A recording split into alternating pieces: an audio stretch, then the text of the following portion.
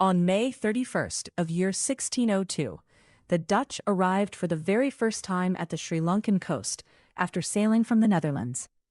At that time, King Vimaladharmasarya II of Kandy had entered into an agreement with the Dutch. The main goal of the Dutch was to expel the Portuguese and to take control of Sri Lanka's ports and cities. With the assistance of local armies, in 1658, all Portuguese fortresses were destroyed, and the Dutch took control of Sri Lanka's coastal cities, rejoicing and celebrating their victory. Proost op de overwinning, handel! Op een nieuwe toekomst!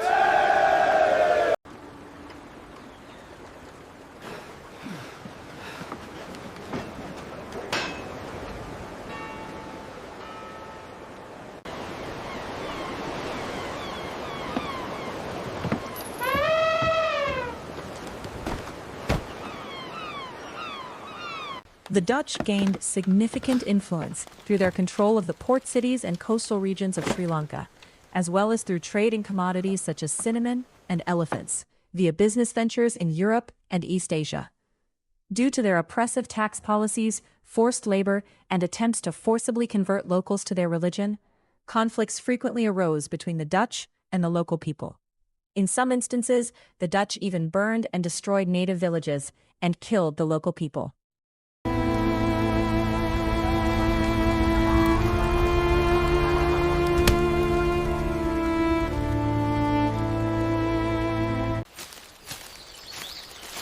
It is in such an environment that this legendary woman decides to fight for the local people against the Dutch. She called VANNICHCHI Maria. That was her name.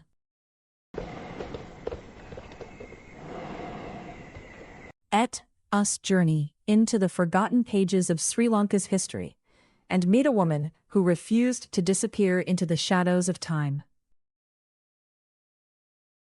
She is remembered as the last queen to emerge from an indigenous lineage that had endured in Sri Lanka for thousands of years. A lineage whose history reaches deep into the island's ancient past. Far from the great royal capitals, beyond the reach of the island's powerful kingdoms, another world existed. Hidden within the forests along Sri Lanka's coastal frontier were small, independent communities that governed themselves according to their own traditions, laws, and customs.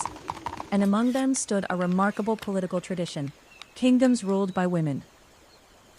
For generations, women are believed to have held sovereign authority over these forest territories, maintaining their independence from the great kingdoms that dominated the island.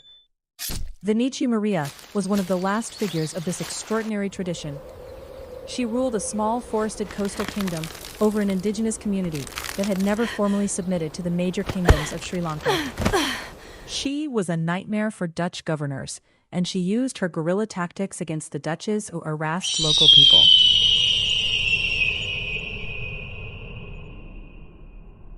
To capture this formidable woman, whose very existence posed a challenge to their authority, the Dutch devised an elaborate and carefully calculated plan. Acting on information provided by local informants, Dutch forces set out in pursuit of her. Then, in the year 1704, their plan finally succeeded. Deep within a forest along Sri Lanka's northwestern and northern coastal frontier, VANNICHCHI Maria was captured alive by the Dutch forces. The woman who had defied their authority was finally in their hands. There are no surviving written historical records that reveal what ultimately became of this courageous woman after she fell into Dutch hands. The mainstream historians of her time left the story of VANNICHCHI Maria out of their chronicles, allowing the memory of this remarkable woman to gradually disappear from the historical record. Had it not been for the discoveries of renowned historical researcher and historian, Mr. Sujith Akarawata, the story of this brave woman might have remained buried forever beneath the sands of time.